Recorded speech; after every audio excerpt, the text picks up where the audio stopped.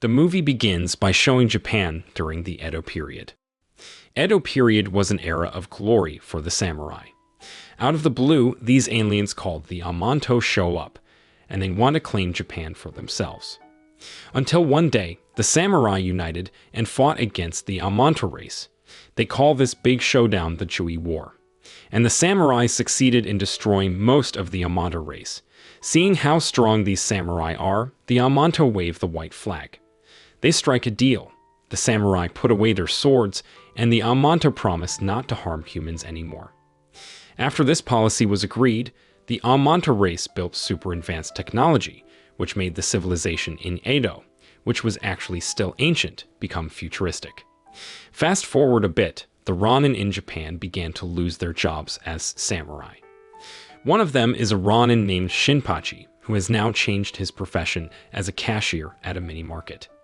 But the world's moved on, and because he's kinda out of touch with all the new tech, both his boss and the customers give him a hard time. When Shinpachi's having a rough time, this dude named Gintoki steps in. People call him the White Devil. Since then, Shinpachi and Gintoki hit it off, and together with a girl named Kagura, built an all-purpose service business. But business has been slow, mostly because Gintoki's kinda picky, only taking jobs if they pay a lot. One day, Kagura suggests hunting beetles in the forest, but Gintoki believes it's a childish activity that doesn't earn money. But then, he sees on TV that some beetles can sell for big bucks, so Gintoki's suddenly all in, and the trio head off to the forest to catch some cash-worthy beetles. Long story short, Gintoki, Shinpachi, and Kagura hit up the forest hoping to find some beetles. Instead, they bump into this guy Gorilla from the Shogun's police, and he's meditating and covering himself in olive oil. Then they see Toshiro, another cop, doing his own thing with some white stuff on trees. Just when they're thinking things can't get weirder, they spot this huge beetle. But it's not a beetle. It's another police guy, Sogo, in a costume trying to attract real beetles. Turns out, the Shogun's special golden beetle ran away, and now everyone's trying to catch it for a reward. Without thinking, they all competed to catch the golden beetle, so they could get a reward from the Shogun. As they're on the chase, Gintoki bumps into his buddy Katsura and a strange chicken alien thing named Elizabeth. Katsura observes Gintoki being pursued and believes the police are after him. So, he jumps in and tries to take down the police. As Gintoki's about to grab that shiny gold beetle on a bridge, a big fish monster eats it. So, no reward from the Shogun for them. Later that night, Gintoki and Katsura are just strolling and chatting about how hard it is to find work as Ronin these days. As they're saying their goodbyes, Katsura drops some news that recently there was an assassin who was massacring the Ronin at night. Hearing this, Gintoki actually looked relaxed because until now, no one could match his sword skills.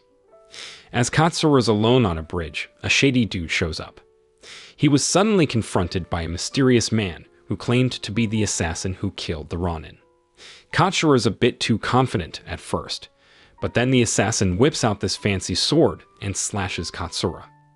The next day, the news is all about Katsura getting killed on that bridge. Elizabeth, who's super upset, cause that's her master, rushes to Gintoki for some help, but Elizabeth can't talk. Elizabeth couldn't even make a sound. Knowing that Elizabeth could not provide information, Gintoki decided to go to a blacksmith named Tetsuya and his younger sister named Tetsuko. Even though Tetsuya is an expert in making swords, the man has a weakness, namely being deaf. Gintoki even gets a bit roughed up just staying high. Still, Gintoki learns some big news from Tetsuya about the assassin and this special sword.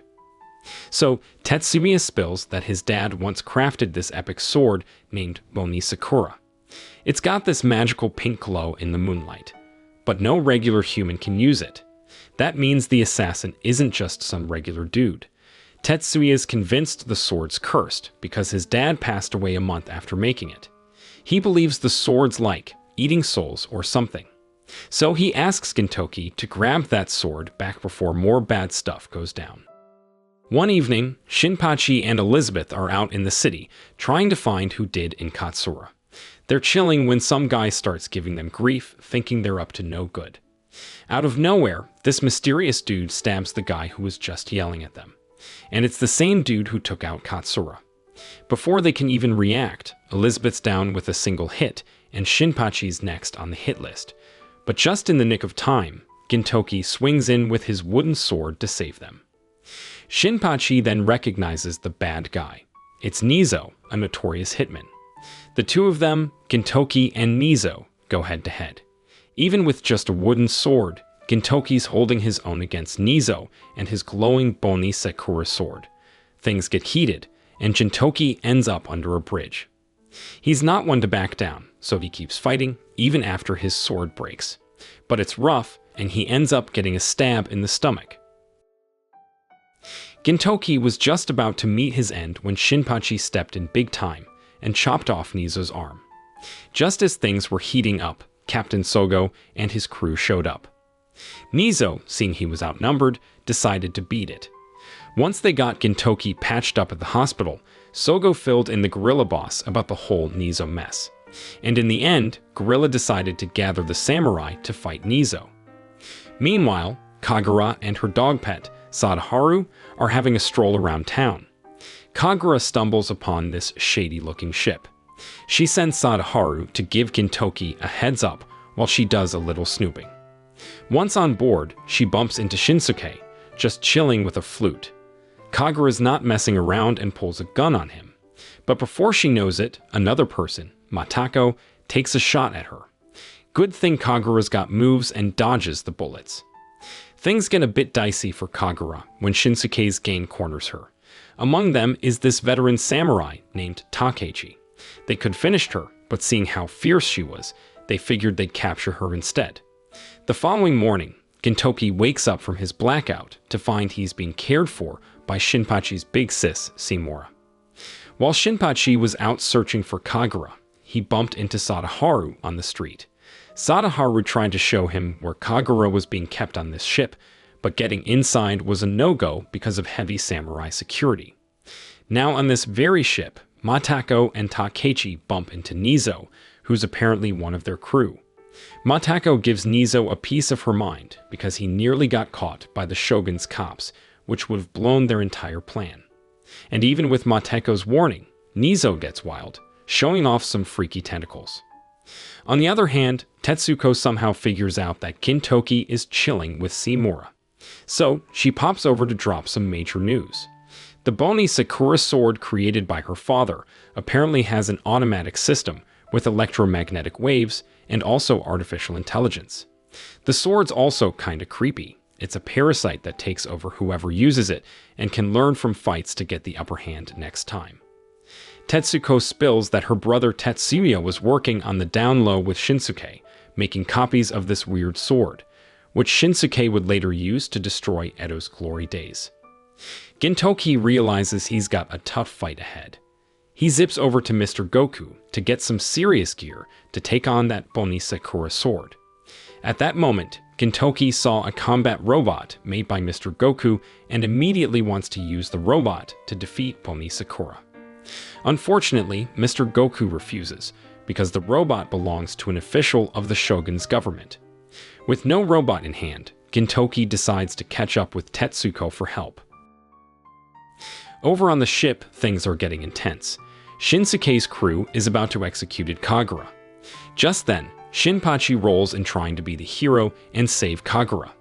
But he's alone and clearly freaking out because he's surrounded. Just as Matako is about to blast Shinpachi, out of nowhere, a police ship led by Gorilla starts shooting at them. Realizing this, they immediately flew away from the dock, while Shinpachi took the opportunity to free Kagura. However, the police ship is right on the tail of Shinsuke's ship and starts attacking. Gorilla is all pumped up, ready to take on the bad guys. But in a total facepalm moment, when he tries to jump on Shinsuke's ship, he lands in the water instead. Meanwhile, Gintoki rolls up to the dock with Tetsuko. She hands him this special sword she made just for him. Then Mr. Goku shows up with a cool jet for Gintoki to fly straight to Shinsuke's ship.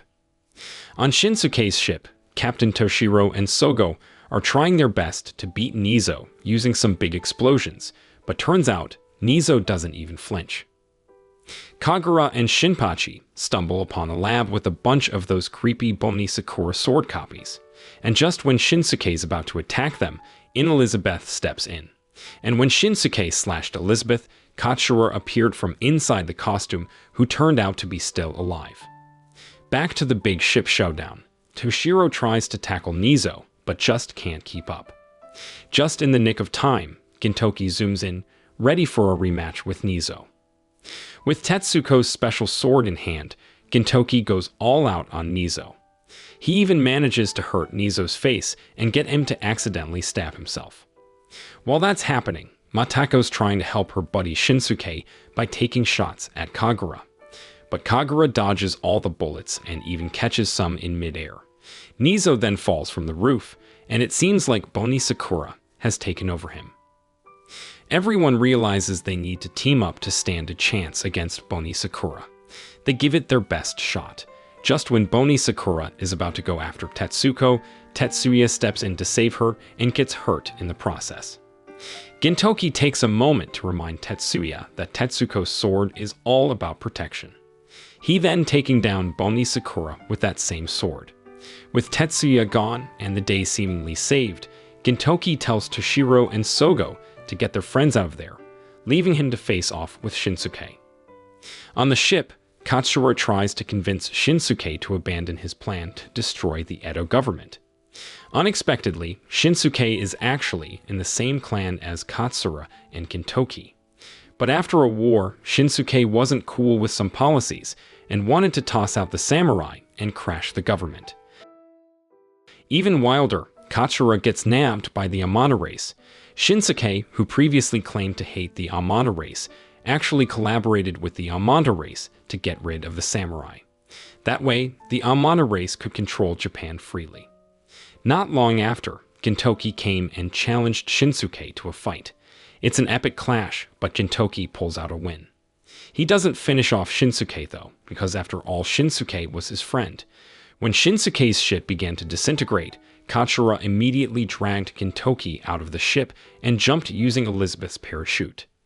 Meanwhile, Shinsuke was taken away by plane by Matako and Takechi. The story wraps with Gintoki and Katsura back with their crew. Moral lesson from the story is teal friends stick together, no matter how crazy things get. Sometimes, you gotta make tough calls for your buddies.